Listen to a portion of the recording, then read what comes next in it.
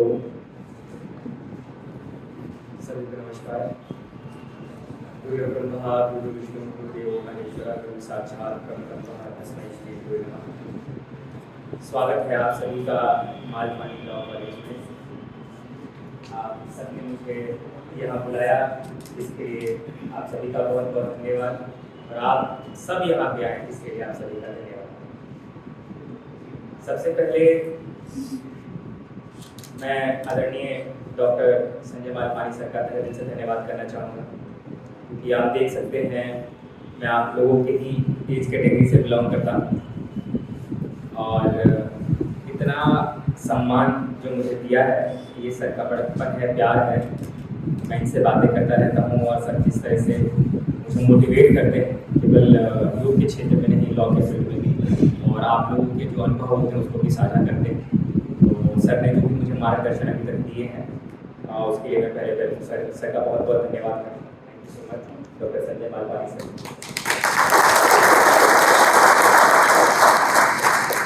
हमारे आदरणीय principal Deshmukh sir यहाँ पे मौजूद हैं और बहुत ही अच्छा उन्होंने पूरा लॉ कॉलेज में दिखाया, आपकी लाइब्रेरी दिखाई, आपका इंस्टीट्यूट दिखाया, हम लोग को दिखाया, बहुत आनंद आया। और मुझे बहुत खुशी है कि आप लोगों को वो सारी फैसिलिटी यहाँ पर दी जा रही है जो अन्य कॉलेजों में उपलब्ध नहीं है। क्योंकि मैं खुद भी छात्र रहा हूँ यूनिवर्सिटी से, इसके अलावा मैंने अदर यूनिवर्सिटीज भी विजिट की हैं, लेकिन जिस तरीके का रिस्पॉन्स यहाँ पर मिल रहा है आप लोगों के लिए, और सबसे बड़ी बात मैंने ये देखा कि लाइब्रेरी में आप लोगों को सर्टिफिकेट और अवार्ड दिए जाते हैं जो सबसे ज़्यादा अटेंड करता है। ये बहुत बड़ी बात है बच्चों को पढ़ाई के लिए मोटिवेट करने के लिए। ये कुछ चीज़ें मुझे बहुत अच्छी लगी। और सबसे खास बात मैंने यहाँ देखा, यहाँ पे हर जगह रैंप है। तो जो फिजिकली चैलेंज बच्चे हैं मुझ जैसे, अगर यहाँ पढ़ना चाहें, आना चाहें, तो उनको भी इस तरह की समस्या ना हो, इस चीज़ का भी बहुत ख्याल रखा गया है। तो ये इस कॉलेज की मुझे कुछ खासियत लगी। तो इसके लिए तो मैं सबसे पहले जो भी यहाँ के इंफ्रास्ट्रक्चर एडमिनिस्ट्रेशन डिपार्टमेंट है और जो उन्होंने भी स्क्रिप्ट बनाया है उसको अभिनंदन करता हूँ, बहुत बहुत धन्यवाद करता हूँ। बच्चे तो मेरा वही है, लेकिन जैसा कि आप लोगों को मुझे बताया गया है कि आप सब ग्रामीण क्षेत्र से आते हैं, यहाँ महाराष्ट्र से आते हैं, और आप लोगों के अंदर थोड़ी सी कहीं ना कहीं हेजिटेशन है, वो कॉन्फिडेंस नहीं है कि आप कैसे इस दुनिया को, वर्ल्ड को फेस करें, कैसे आप हाई कोर्ट सुप्रीम कोर्ट तक जाएं। इसके विषय में मैं आप लोगों के सामने कुछ अपने राय रखूँ कि जाहिर सी बात है, जब हम लॉ कॉलेज में एंट्री करते हैं तो हमारे सपने तो बहुत सारे होते हैं कि हमें बड़ा वकील बनना है, बहुत पैसा कमाना है, जज बनना है। लेकिन जैसे जैसे हम समाज को फेस करते हैं तो पता चलता है कि एक चैम्बर भी नहीं मिल रहा है, बाहर खड़े रहना पड़ रहा है। तो यहाँ जो आप सीख रहे हैं इसके अलावा एक अलग दुनिया है। यहाँ तो आप किताबी ज्ञान सीखेंगे, बाहर तो आपको संघर्ष करना पड़ेगा। जो किताबों से हटकर आप सीखेंगे वो जीवन है, वो कोर्ट है, आपको वहां जाना पड़ेगा। और वहां पे जो आप सीखेंगे वहां से फिर आपकी नई जर्नी। यहाँ तो केवल आप किताबों से पढ़ रहे हैं, सीख रहे हैं, वहाँ की लाइफ बिल्कुल अलग है। मैं खुद प्रैक्टिस में हूँ, I am working as a criminal lawyer, तो मैं देखता हूँ। और जब आप, क्योंकि हमें पता है अभी हमारे अंदर बहुत इमोशंस हैं, लेकिन जब आप ऐसे लोगों से मिलेंगे जो क्रिमिनल्स होते हैं, जो रेपिस्ट होते हैं, जो डकैत होते हैं, और वो आप डिफेंस लॉयर उनके लिए वर्क करते हैं, तो कहीं ना कहीं आपकी आत्मा भी जवाब देने लगती है। अब आप सोच में पड़ जाते हैं कि क्रिमिनल लॉयर बने, सिविल लॉयर बने, लेबर लॉयर बने, कॉन्स्टिट्यूशनल एक्सपर्ट्स बने, कि ड्राफ्टिंग करें, कॉन्ट्रैक्ट करें, क्योंकि कुछ लोगों की आत्मा जवाब नहीं है। लेकिन दोस्तों, अगर आपके अंदर जज्बा है, हिम्मत है, संविधान के प्रति भरोसा है, अपने कानून के प्रति भरोसा है, आपको अपने आप पे भरोसा है, तो आप बिना इलीगल प्रैक्टिस के भी इस देश को बदल सकते हैं। इस बात को याद रखें। इस देश में बहुत सारे ऐसे वकील हुए हैं जिन्होंने बिना इलीगल प्रैक्टिस के, बिना इलीगल मींस के, पैसे बना देते हुए केवल संविधान पे काम किया है, इस देश की भलाई के लिए किया है। जैसे बाबा साहब भीमराव अम्बेडकर, उन्होंने कितनी कठिनाई सही, कितना दुख सहा, लेकिन आज महिलाओं को जो अधिकार मिल रहा है, गरीब परिवार को जो अधिकार मिल रहा है, वो सब बाबा साहब भीमराव अम्बेडकर के कारण ही पॉसिबल हो पाया है। महात्मा गांधी अगर वो चाहते थे तो वो भी बैरिस्टर के रूप में साउथ अफ्रीका में वर्क कर सकते थे, लेकिन नहीं, उनके अंदर जज्बा था, उन्होंने अपने लॉ को इस्तेमाल किया और आप देश में वापस आए और इस देश को आजादी दी गई। तो हमें ऐसा वकील बनना है। लोग मुझसे कहते हैं कि तेजस्वी तुम तो योगी हो, मासूम बच्चे जैसे दिखते हो, तुम कैसे मैनेज करोगे, कहाँ क्रिमिनल लॉ में फंस गए, योगा में चले जाओ, इतने फेमस हो, ऐसा है। तो मुझे इस तरह की बातें सुनने को मिलती है। तो मैं उनको यही कहता हूँ, आप सही कह रहे हैं, मुझे शायद नहीं आना चाहिए, लेकिन मैं अपने आप को एक वकील नहीं हूँ। मैं अपने आप को, जो मेरे आदर्श है वो बाबा साहब भीमराव अम्बेडकर हैं, महात्मा गांधी जी हैं, जिन्होंने वकालत का इस्तेमाल देश को बदलने के लिए किया है, केवल पैसे कमाने के लिए नहीं किया है। देश में दोस्तों ऐसे इतने वकील हैं जो गरीबों के लिए, गरीबों के अधिकारों के लिए वर्क कर रहे हैं। हमें वैसा बनना है, तभी हमारा देश आगे बढ़ पाएगा, आपका कॉलेज आगे बढ़ पाएगा, हमारा भारत आगे बढ़ पाएगा, और आप अपने माता पिता को गर्व का अनुभूति करवा सकते हैं। इस बात को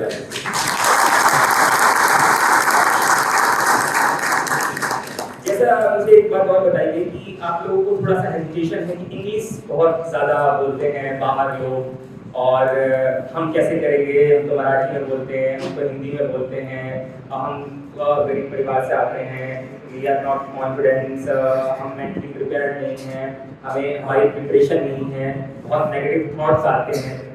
इसके लिए तो मैं तो कहूँगा आपको तो मतलब मेरे सामने तो मतलब भगवान के दूसरे रूप बैठे आदरणीय संजय मालपानी से, मतलब ध्यान, योग, मेडिटेशन, ये इससे बड़ा ब्रह्मास्त्र तो कोई है ही नहीं। आपकी नेगेटिविटी दूर करने की मैं जो बात कर रहा हूँ, कॉन्फिडेंस बिल्डअप करने की बात कर रहा हूँ, कंसंट्रेशन की जो बात कर रहा हूँ, अगर उसकी कोई समस्या है, शारीरिक कोई समस्या है, तो योग से बड़ा कोई कुछ है नहीं। वो हमारी सनातन परंपरा है, और पूरे विश्व में हम सर की खुद वीडियो देख देख के हम इंस्पायर होते हैं। बिल्कुल फैमिली सर की वीडियो देखती है, तो इसके लिए तो सबसे बड़ा योग है।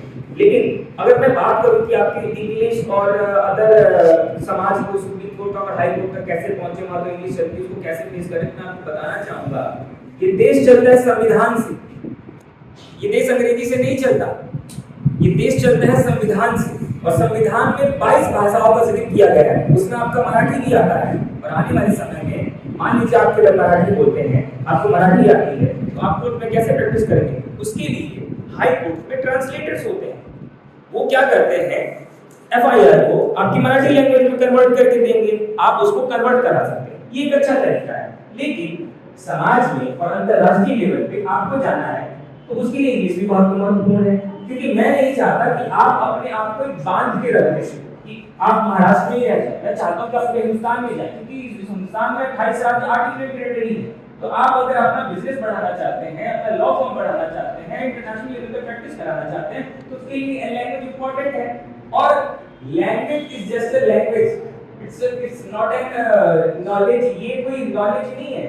एक संस्कृत बोलने वाला बहुत नॉलेज रखता होगा, एक हिंदी बोलने वाला बहुत नॉलेज रखता होगा, अंग्रेजी वाला उतना नॉलेज नहीं रखता होगा। जस्ट बिकॉज़ उसको अंग्रेजी आती है तो हम समझते हैं ये तो बहुत अच्छी बातें कर रहा है, ये तो बहुत बड़ा आदमी है, बहुत पढ़ा लिखा है, भाई वो 5वीं फेल हो। भाई आप अमेरिका चले जाओ, आप 6 महीने में अंग्रेजी सीख जाओगे, 3 महीने में अंग्रेजी सीख जाओगे।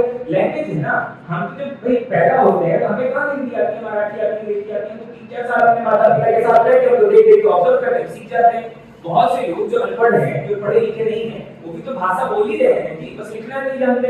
तो भाषा तो भाषा है, कोई उसका नॉलेज से लेना देना नहीं है। तो यहाँ पे जो आप गेन कर रहे हैं वो नॉलेज है, ये बहुत महत्वपूर्ण है। आप उसको कैसे भी गेन कीजिए, मराठी में थोड़ा मेहनत जरूर करना पड़ेगा, हार्ड वर्क, डेडिकेशन, पेशेंस, ये सारी चीजें आपके अंदर होनी चाहिए। और आप हिंदी में सीखिए, मराठी में सीखिए, इंग्लिश पे फोकस कीजिएगा उससे, लेकिन पहले अपनी शिक्षा, अपना नॉलेज जिस भाषा में आप कर पा रहे हैं, पहले उसको पूरा कीजिए। लॉ के नॉलेज के साथ बिल्कुल कोताही मत बरतिएगा। ये नहीं कि अंग्रेजी के चक्कर में हम लॉ को ही ना पढ़ें, तो ये आपके आने वाले समय में काम आने वाला है। अच्छा, अब आते हैं इंग्लिश। इंग्लिश को एक इंटरनेशनल लैंग्वेज के रूप में देखा जाता है, जो कि बाहर बोला जाता है। अभी परिचय दिया सर ने कि मैंने जवाहरलाल नेहरू विश्वविद्यालय से ग्रेजुएशन किया, लेकिन शायद आपको पता नहीं ग्रेजुएशन में किसने किया, मैंने जर्मन ऑनर्स किया है। तो इसका मतलब ये है मुझे जर्मन आती है। तो आप सोचिए कि मैं वैसे तो बिहार से आता हूँ, बहुत छोटे से गांव से, आरा से, और दिव्यांग भी हूँ। बहुत सारी चैलेंजेस रही मेरी लाइफ में, लोगों ने मुझे गालियां दी, बोला लंगड़ा है, लूला है, क्या करेगा जीवन में, माता पिता की फाइनेंशियल कंडीशन ठीक नहीं थी, ठीक है दिल्ली आए, धक्के खाए, यहाँ पर भी लोगों ने ताने दिए, नॉर्मल स्कूल में पढ़े, बच्चों ने खेलने का मौका नहीं दिया, क्योंकि भाई मेरे में परेशानी है ना, कुछ खेलना तो जाता नहीं है, तो कुछ खेलने का मौका दी। इस तरह की परेशानियां हैं, और आप सभी के जीवन में ऐसी परेशानियां रही होंगी। और जीवन का नाम ही संघर्ष है। अगर आप इन परेशानियों को पार करके आगे बढ़ेंगे तो जिंदगी का बहुत मजा है और आप बहुत आगे तक टिकेंगे। और जिंदगी का मतलब जीना है, काटना नहीं है। जिंदगी काटना नहीं है, जिंदगी जीना है। और आप अपने संघर्षों से, अपने एक्सपीरियंस से ही आगे बढ़ पाएंगे, यही आपको करना है।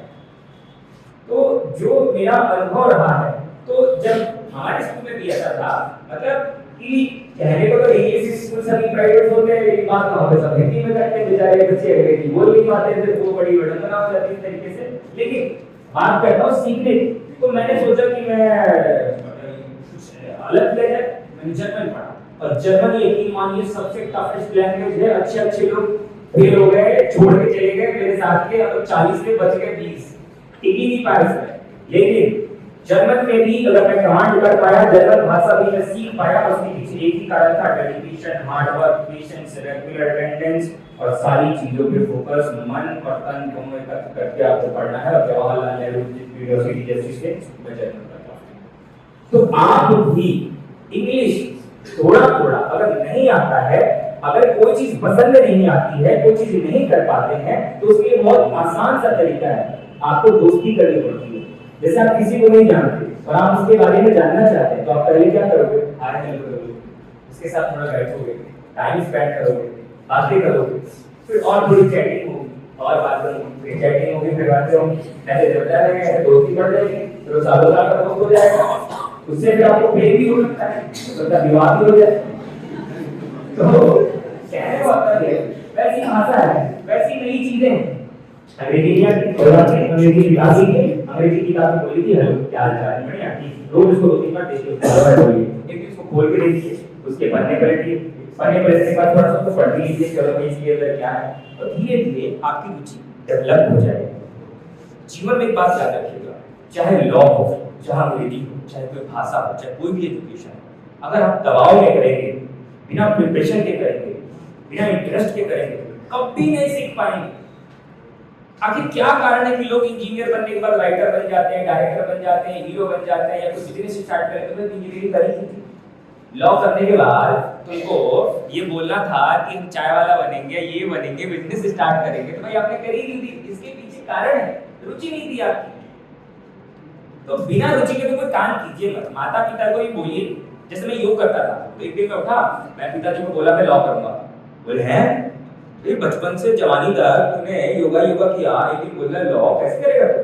मेरी रुचि है, मैं समाज के लिए कुछ करना चाहता हूँ। दिव्यांग मुझसे आते हैं, बड़े बड़े इवेंट्स में जाता हूँ, प्रोग्राम्स में आता हूँ, बच्चे हाथ मिलाते हैं, उनके आंसू मुझसे देखे नहीं जाते, और इसका एक ही तरीका है, संविधान, और वही इनके अधिकारों को दिला सकता है। उसके लिए लॉ तो मुझे पढ़ना पड़ेगा।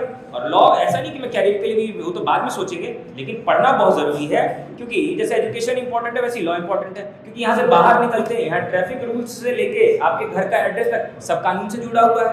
भाई घर खरीदते हो, रेंट एग्रीमेंट बनाते हो, प्रॉपर्टी बनाते हो, सब कुछ बनाते हो, हर जगह है।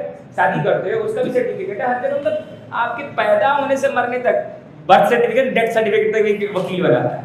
तो लॉ तो हर जगह है, तो ये तो वैसे ही आना चाहिए। आप ये सड़कों पे ये जो पुलिस वाले पकड़ लेते हैं और आपकी गलती भी नहीं होती, आप थाने जाते हो, आप डर जाते हो पुलिस वाले को देख के, आप डरते नहीं हो। यहाँ आपको पता ही नहीं है कि थाने में कौन सा कानून है, आपके राइट्स क्या है, एक वकील की राइट्स क्या है, आपके क्लाइंट्स की राइट्स क्या है, इसलिए आप डरते हो पुलिस वालों से। मैं तो नहीं डरता, मैं तो कितनी भिड़ंत हो गई। वो भी कहते हैं वकील साहब ये स्टार की पावर समझते हो? मैंने कहा जी बिल्कुल समझते हैं, क्या दिक्कत है, लेकिन आप भी तो कानून के अंदर आते हो, नहीं समझे? भाई कानून से सर्वोपरि थोड़ी ना कुछ है। तो इस तरह की धमकियां भी मुझे मिली है पुलिस वालों से। क्या कुछ तो नशे में भी थे, वो सुनने को तैयार नहीं थे, तो वैसे नशे में तो सुने क्या, और वैसी गर्मी वर्दी की, और हम आते हैं यूपी बिहार से तो और समझिए कितनी ऐसी परिस्थितियां हो जाती है। लेकिन एक कॉन्फिडेंस का जज्बा था। बात यहाँ छोटे बड़े की है ही नहीं, बात यहाँ नॉलेज की है। मैंने पढ़ाई करी है, इतना मोटा चश्मा ऐसे नहीं लगा, दिन रात एक कर दिया था।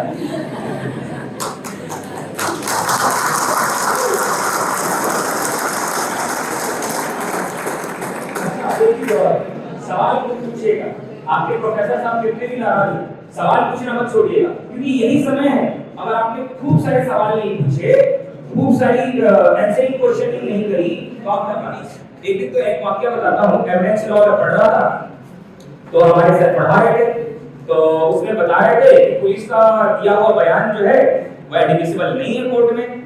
और एक जज साहब भी एक दिन हमें पढ़ा रहे थे, तो उन्होंने बोला कि यार पुलिस वाले बहुत बदमाशी करते हैं, अगर वो फंसाना चाहे तो किसी को फंसा सकते हैं। मैंने बोला सर कैसे? मैं बहुत सवाल पूछा था, आपके लिए सबसे आगे बैठता था, पीछे मुड़ के तो देखा नहीं। एक दिन मेरे इंचार्ज ने पूछ लिया, बेटा ये बच्चा आपकी क्लास में है क्या? मैंने कहा नाम तो सुना लेकिन कभी पीछे मुड़ के देखा नहीं, क्योंकि जुनून इतना था पढ़ने का।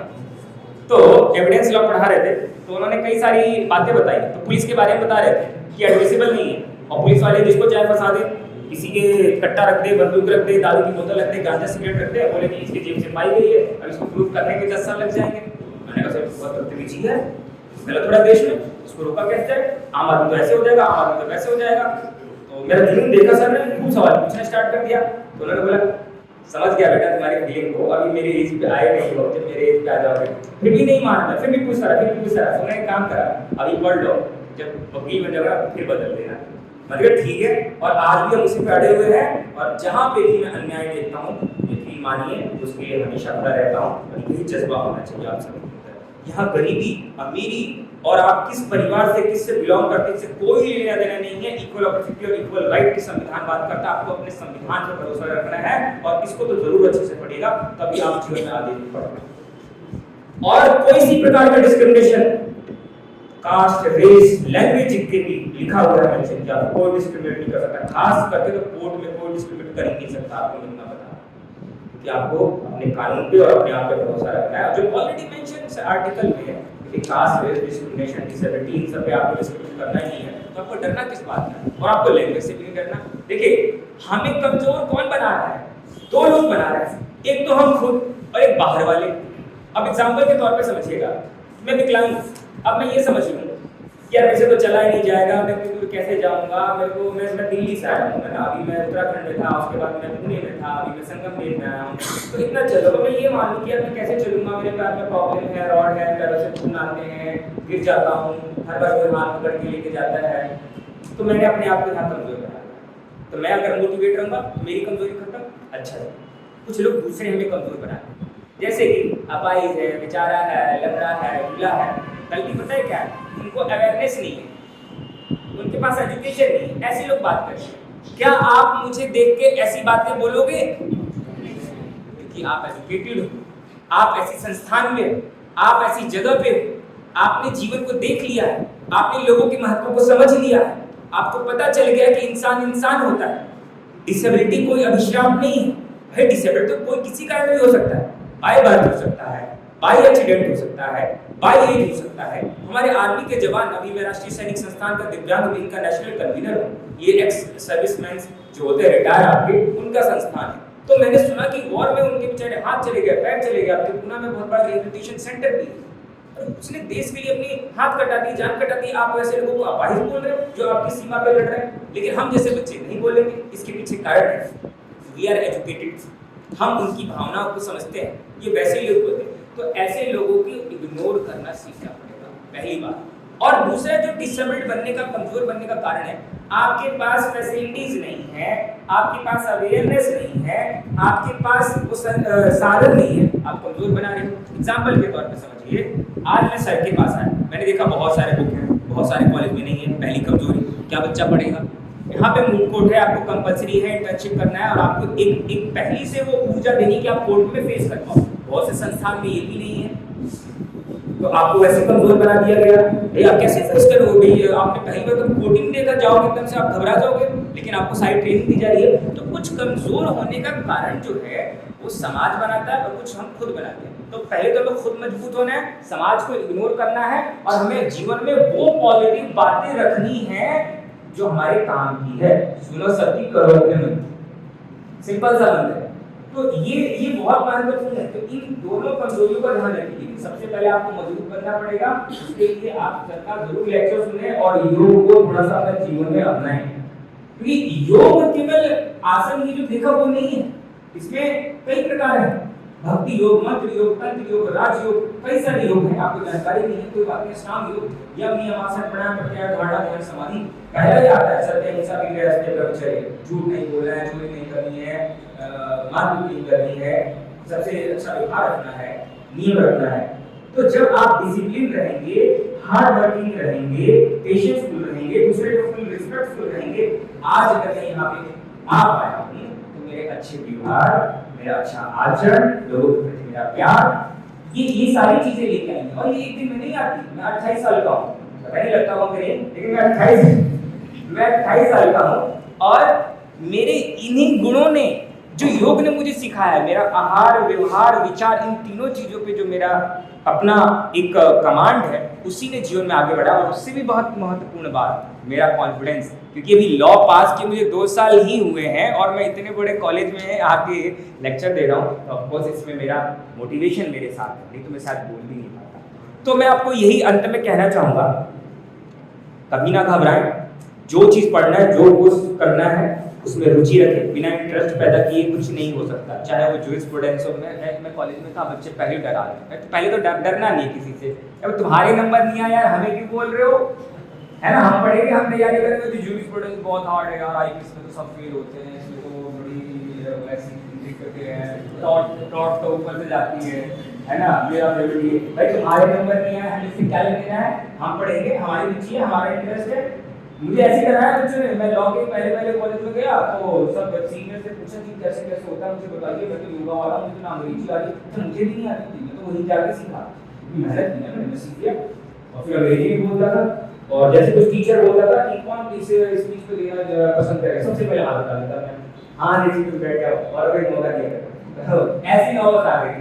तो कहने का मतलब ये फ्यूचर की नहीं, आप क्या कितना पढ़ रहे हो, कितना डेडिकेटेड है, कुछ हार्ड नहीं है, लॉ कनेक्टेड है। अच्छा, सबसे बड़ी बात, आइसोलेशन में मत पढ़ना कि आईपीसी का कमांड कर लिया और एविडेंस भूल गए और कॉन्स्टिट्यूशन भूल गए।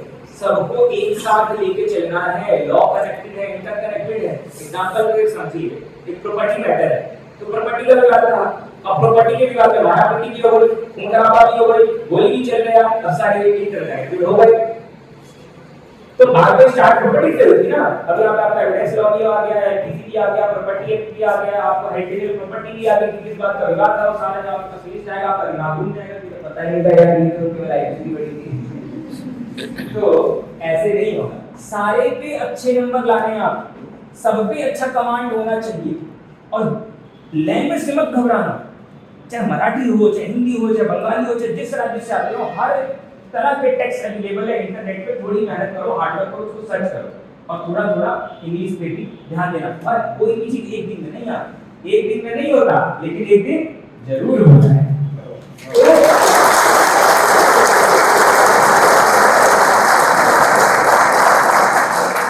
थोड़ा थोड़ा बूंद से खड़ा करता है, थोड़ा थोड़ा फ्लुएंट बोल जाए, फ्लुएंट स्पीकर बन जाए, इससे भी बनता है थोड़ा थोड़ा। अभी आपने बोला आप एडमिट करते हो, कर लोगे आप? नहीं कर दो, पहले आपको सारी प्रक्रिया पार करनी पड़ेगी, आपको एग्जाम देने पड़ेंगे, सेमेस्टर क्लियर करने पड़ेंगे, तब आप पहुंचोगे। तभी तो 3 साल का कोर्स है, 5 साल का कोर्स है। इसी तरीके से भाषा हो, जीवन हो, ये थोड़े थोड़े करके आगे बढ़ता है। इंसान बच्चा होता है, फिर जवान होता है, बूढ़ा होता है, फिर चल बसता है। तो कहने का मतलब ये कि धीरे धीरे, ये तो प्रकृति का नियम है, धीरे धीरे चीज और इंटरेस्ट डेवलप है। बाकी मेरी ढेर सारी शुभकामनाएं हैं, और कभी आप अपने को कमजोर असहाय मत कीजिएगा, और कभी ऐसा लगे तो अपने संविधान, अपने परिवार, अपने गुरुजनों पर भरोसा रखिएगा, उनसे मार्गदर्शन लीजिएगा, और कभी भी किसी से हेल्प मांगने में मत घबराइएगा। कोई करे चाहे ना करे, आप जरूर मांगिए और डिसीजन रखिएगा, सभी को क्षमा कीजिएगा। क्योंकि जीवन में खोज अगर लेके जाओगे, इच्छा लेके जाओगे, कंपटीशन की भावना में रखोगे ना कि मुझे 50 नंबर लाना है, 100 नंबर लाना है, उससे ज्यादा लाना है, तो कभी आप अच्छा नहीं कर पाओगे। और रटना कभी मत करो, क्योंकि लॉ में ना रटने वाली बात नहीं है। शायद आप मुझसे कोई आर्टिकल पूछ लो, कोई सेक्शन पूछ लो, शायद मैं ना बता पाऊं, लेकिन अगर आप मुझसे पूछ लो कि इस सिचुएशन में क्या होगा, तो मैं तुरंत बता दूं कि सिचुएशन नहीं होगा, क्योंकि मैंने लॉ को समझा है। तो समझना है, वो तो इंटरनेट पे अवेलेबल है, गूगल के सेक्शन नंबर 266 वैसे मिल जाएगा, आर्टिकल 266 पता चला, मिल तो गया, लेकिन उसकी समझ ही नहीं है। लेकिन उसको मैंने किया है, उसको पढ़ा है, उसको अच्छे से समझा है। ये तो याद कोई चीज कैसे होती है, एक दिन में याद नहीं होती, ना रटने से याद होती है, ना वैसे होती है, वो प्रैक्टिस से आता है। याद कैसे होता है? प्रैक्टिस से होता है, ठीक है ना। अब आप इतने सारे बच्चे बैठे हो, मैं कई जगह जाता हूँ, अगर मैं आपसे कुछ भी तो आप सब मुझे याद हो जाओगे। अब भाई आप भी स्कूल में रहे होगे, कॉलेज में रहे होगे, बहुत सारे बच्चों से मिलोगे, तो याद है क्या? एक दो दोस्त जो आपके साथ करीब रहे वही तो याद है, बाकी कोई आपको याद ही नहीं है, सारे टीचर भी याद नहीं है। तो कोई भी चीज याद कब होती है? जब आप उसे भूल भी जाते हो। उसी तरीके से कानून से जो हमारा विधि है, जो भी हमारे एक्ट है, उससे आपको भूल भी जाना है, और चाहे वो अंग्रेजी हो, लो सबसे, तभी आप आगे बढ़ पाओगे। ट्रस्ट डेवलप करना, खुश रहना, मस्त रहना, पढ़ते रहना। सभी को मेरा प्यार नमस्कार, जय हिंद। एक बार बोलो भारत माता की जय। भारत माता की जय। भारत माता की जय।